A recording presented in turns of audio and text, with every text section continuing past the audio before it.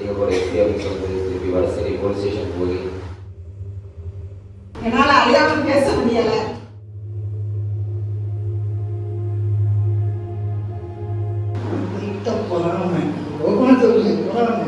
தம்பி இப்படி கலக்கிறாங்க.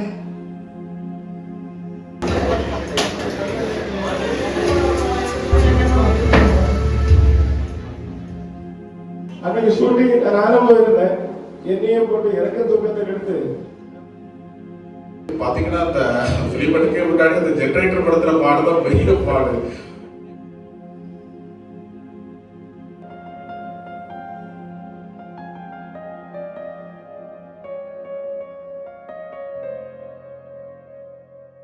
சபையோர் அனைவருக்கும் வணக்கம்.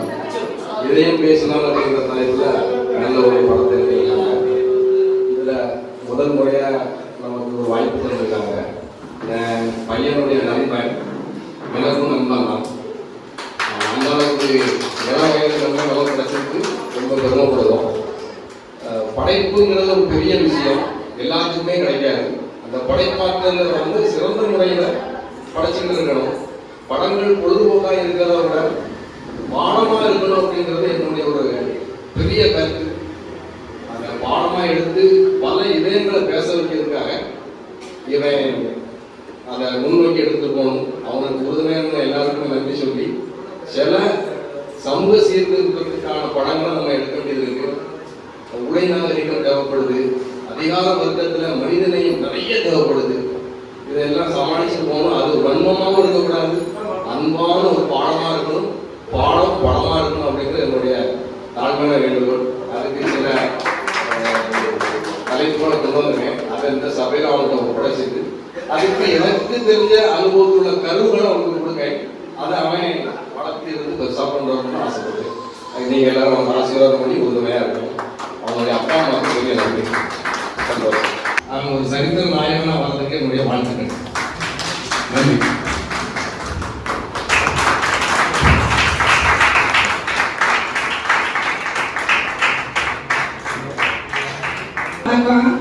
ஒரு சின்ன பையன் இல்லாம கூப்பிட்டதுக்கு எல்லாரும் மதிச்சு வந்ததுக்கு ரொம்ப சந்தோஷம்.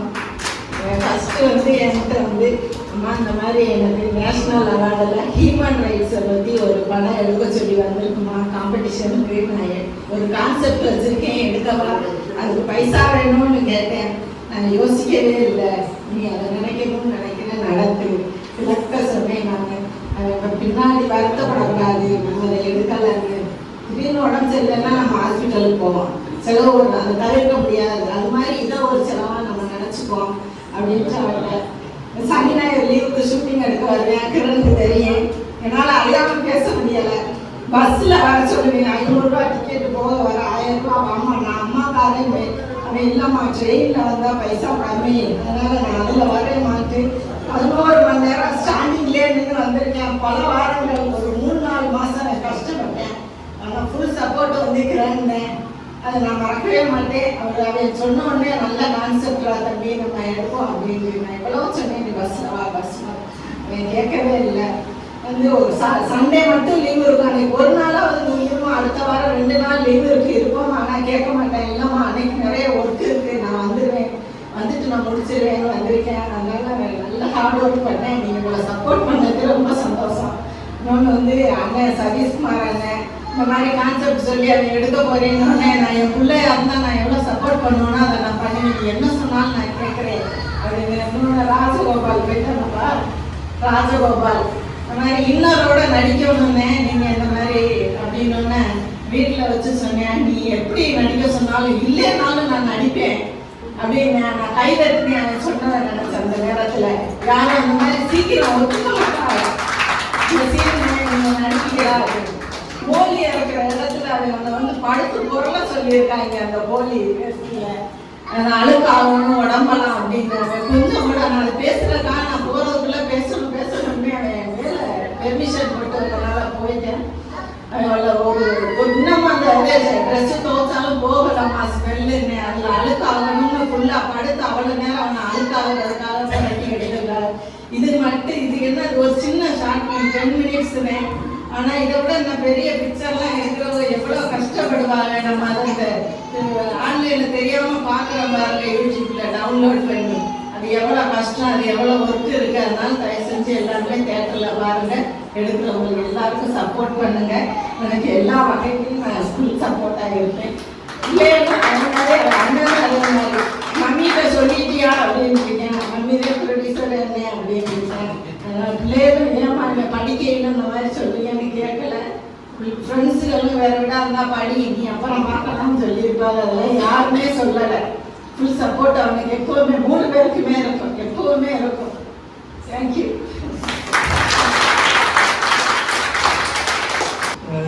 நானும் இந்த படத்தை செகண்ட் டைம் பார்க்குறேன். படத்தை முன்னாடியே ஒரு தடவை ஃபஸ்ட்டு ஸ்டுடியோ போயிருக்கும்போது ஒரு நாள் பார்த்தேன். ஃபஸ்ட்டு கொஞ்சம் ஃப்ரேம் போகும்போது லைட்டாக பொறாமை, ஓப்பனாக சொல்லுங்க, பொறாமை. என்னடா தம்பி இப்படி கலக்கியிருக்காங்க, நல்லா பண்ணியிருக்காங்க அப்படின்ட்டு கொஞ்சம் பொறாமை. கொஞ்சம் படம் போக போக பார்த்தா பொறாமை அப்படியே பெருமையாக ஆயிடுச்சு. சரி, நம்ம தம்பி நல்லா பண்ணியிருக்கோம் கொஞ்சம் போக போக அப்படியே வந்து பொறாமை போய் கர்வம் ஆயிடுச்சு.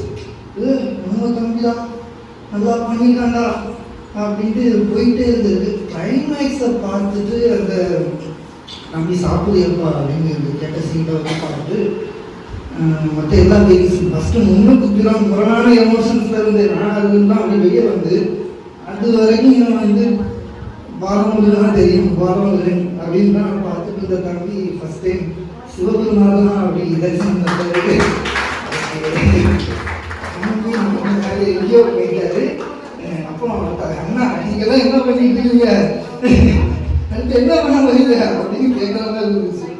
எனக்கு தம்பி கற்றுக்கிட்டேன், நான் முடிச்சுட்டேன், ஒன்றும் ஒரு இன்ஸ்பிரேஷனாக எடுத்துருக்கேன், நல்லா பண்ணியிருக்கேன் அப்படின்னு. அந்த கிளைமேக்ஸை வந்து வேறு யார் நடிச்சிருந்தாலும் ரொம்ப எமோஷ்னலாக கனெக்ட் ஆகிருக்கும். அந்த சாப்பிட்றியாப்பா அப்படின்னு கேட்ட உடனே இந்த ஃபேஸை வந்து பார்க்கும்போது யார் பண்ணியிருந்தாலும் எமோஷ்னலாக இருக்கும். எனக்கு இவனே வந்து பார்க்கும்போது, தம்பியவே பார்க்கும்போது எனக்கு பழைய வசந்தராஜா முகம் வரைக்கும் அப்படி கண்ணு மேலே வந்து போயிடுச்சு. சும்மாவே நான் கதறி எழுதுறேன், ரொம்ப எழுதுறேன். இன்னைக்கு வரைக்கும் கண்ட்ரோல் பண்ண முடியல. இந்த கிளைமேக்ஸ் ரொம்ப அழகாக. பட் இது எல்லாம் பாசிபிள் எப்படின்னா,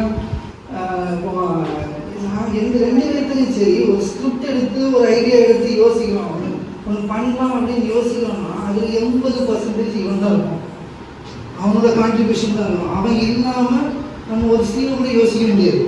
ஒரு 100 பேர் 1000 பேர் குழுவை கொண்டுட்டு போய் ஒரு படம் எடுக்கிறது சரி, ஒரு ஆளுமா கொண்டுட்டு போய் படம் எடுக்கிறது சரி, அவன் மொபைலே எடுத்து முடிச்சுவான். கெப்பாசிட்டி நம்மளை வந்து பலவீனமாக வைக்கணும். நம்ம என்னதான் ஆர்டர் பண்ணி நம்ம என்னதான் பண்ணாலும் அவன் பார்க்கலாம் இவ்வளோதான் கடைசி நம்ம யோசிச்சு பார்த்தா அவன் தான் ஃபுல்லாக இருப்பான்.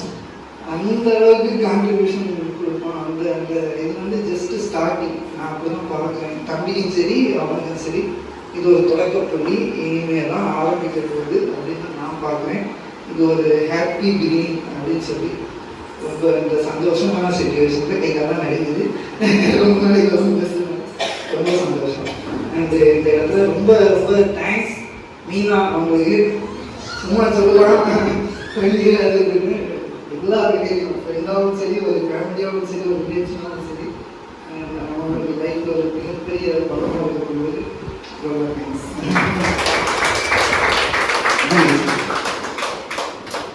தேங்க்யூ வெங்கடா. பிள்ளைகள் இந்த அளவுக்கு வளர்ந்ததுக்கு அவங்க அம்மா தான் மெயின் காரணம். ரொம்ப பெருமையாக இருக்குது எனக்கு. நல்லா வளரணும் பிள்ளைய, எனக்கு ரொம்ப சந்தோஷமாக இருக்குது. வந்தவங்க எல்லாருக்கும் ரொம்ப நன்றி. எல்லாருக்கும் வணக்கம். அதாவது இந்த ஃபிலிமில் நான் எப்படி வந்தேன்னு அதை எப்படி சொல்லணும்னு தெரியல.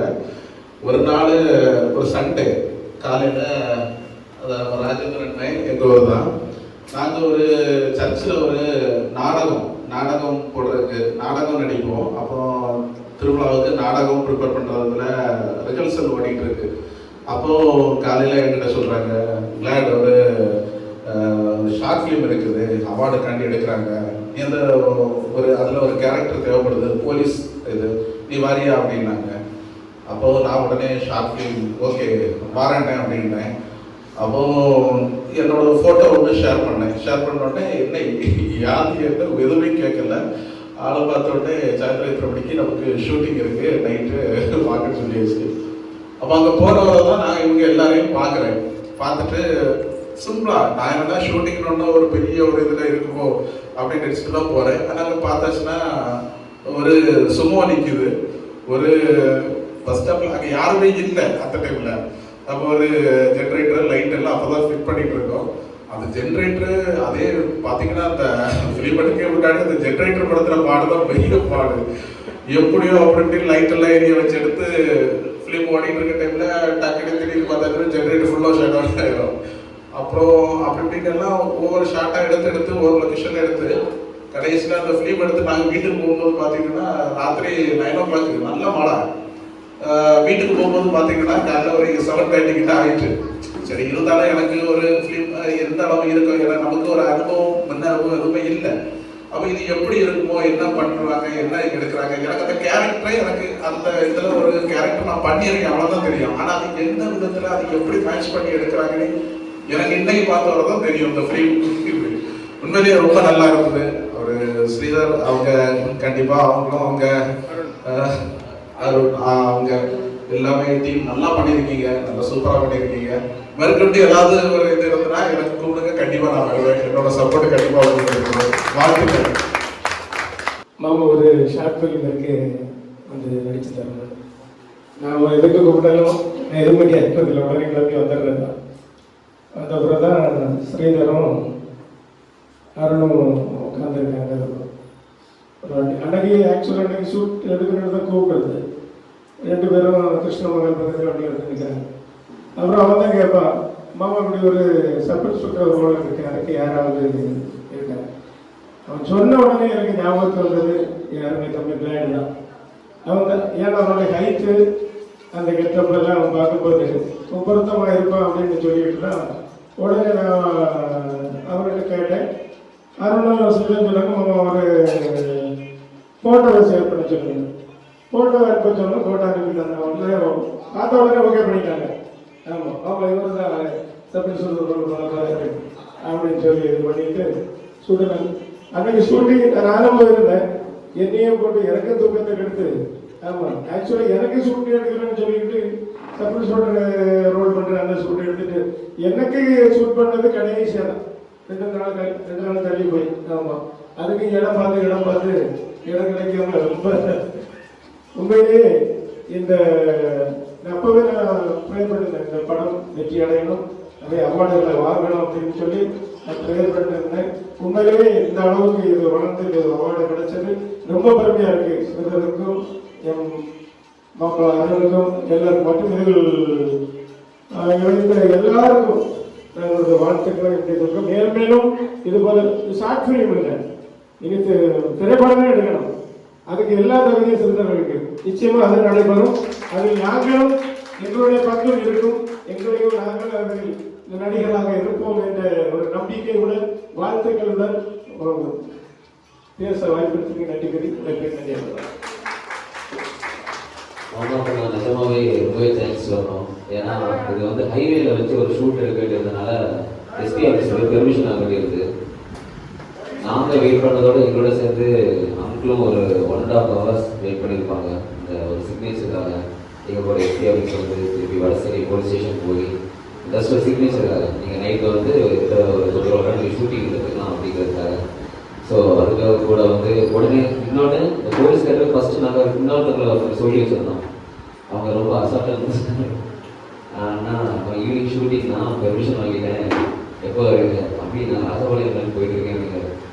ஆனால் நான் பெர்மிஷன் வாங்கி கேமராலாம் எல்லாம் செட் பண்ணியாச்சுன்னா நீங்கள் நைட்டு வந்தோடனே இங்கே ஷூட் எடுக்க வேண்டியதான் அப்படின்னு சொன்னோன்னா அவங்க மதிய நேரத்தில் அவங்க சொல்கிறாங்க, அது ராசபாளையம் போயிட்டு இருக்கேன், எனக்கு சரி வந்து ஒன்றுமே ஓடலை, நான் பெர்மிஷன் வாங்கிட்டோம், அன்னைக்கு எடுத்தால் தான் உண்டு.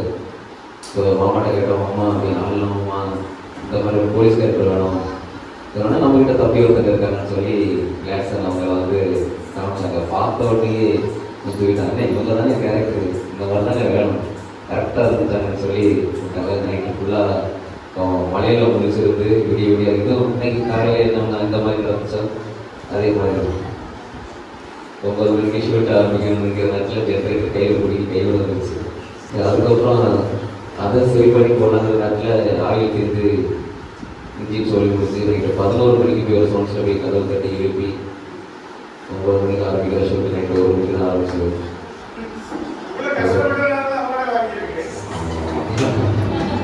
இதனைத் தொடர்ந்து குறும்படத்தில் பணியாற்றிய அனைவரையும் கீ ஆர்ட் மீடியா ஒர்க்ஸ் மற்றும் ஆக்மி என்டர்டெயின்மெண்ட் சார்பாக கௌரவிக்கும் வகையில் சான்றிதழை வழங்க ஆக்மி என்டர்டெயின்மெண்ட்ஸ் என் எக்ஸிகியூட்டிவ் ப்ரொடியூசர் மிஸ்ஸஸ் கோதாவரி அவர்களை அன்போடு அழைக்கிறோம்.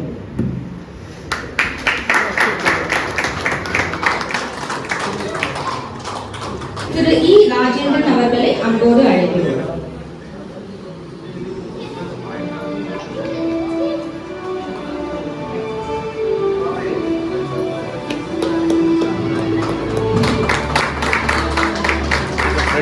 நல்லா தெரியும் ஃபேஸ். திரு சதீஷ்குமார் அவர்களை அன்போடு அழைக்கிறோம்.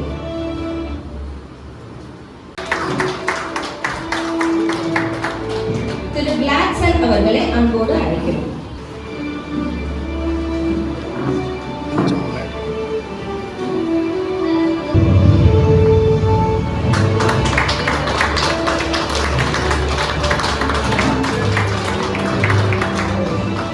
திரு அபினேஷ் அவர்களை அன்போடு அழைக்கிறோம்.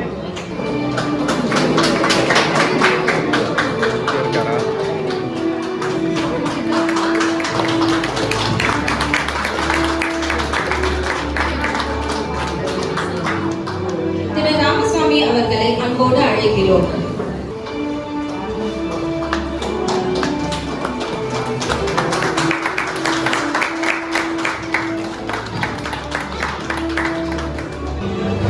இதனைத் தொடர்ந்து கீ ஆர்ட் மீடியா ஒர்க்ஸ் இன் executive producer Mrs Meena AGK அவர்களை அன்போடு அழைக்கிறோம். அடுத்ததாக விருந்தினை பெறுபவர் மிஸ்டர் மகேஷ் பிரபு நடராஜன். இந்த படம் வந்து யூடியூப்ல வந்து ரிலீஸ் பண்ணுறோம். இங்கே ரிலீஸ் பண்ணுற அதே டைம் வந்து யூடியூப்லேயும் ரிலீஸ் பண்ணுறோம். ஸோ லிங்கை ஷேர் பண்ணுறோம். ஸோ உங்கள் ஃப்ரெண்ட்ஸ் அண்ட் ஃபேமிலி ஸ்டேட்டஸ் இது எல்லாத்துலேயும் அந்த படத்தை ஷேர் பண்ணி பெருமளவு உங்களுடைய பங்களிப்பை வந்து ஓகேம்மா. எங்கள் பேஜ் வந்து அவங்க அனைவருக்கும் கேஸ் ஆகும் ஆக்டிஸ் ஆகும் எந்த